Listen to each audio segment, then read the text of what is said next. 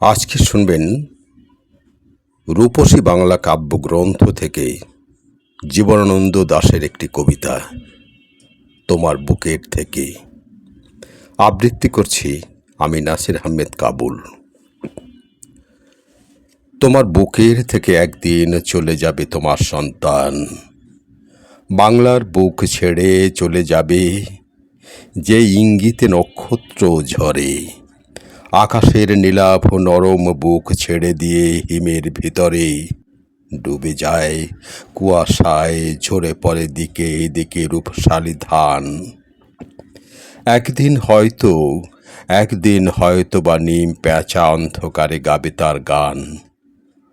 আমারে কুড়ায় নেবে মেঠো ইঁদুরের মতো মরণের ঘরে।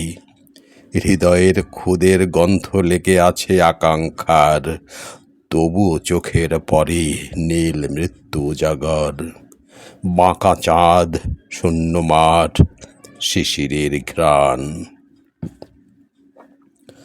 কখন মরণ আসে কে বা জানে, কালিদহে কখন যে ঝড় কমলের নাল ভাঙে, ছিঁড়ে ফেলে গাংচিল শালিখের প্রাণ। জানি না কো, তবু যেন মরি আমি এই মাঠ ঘাটের ভেতর।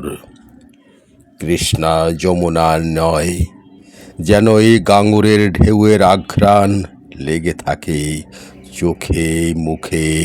রূপসী বাংলা যেন বুকের উপর জেগে থাকে, তারই নিচে শুয়ে থাকি যেন আমি অর্ধনারীশ্বর।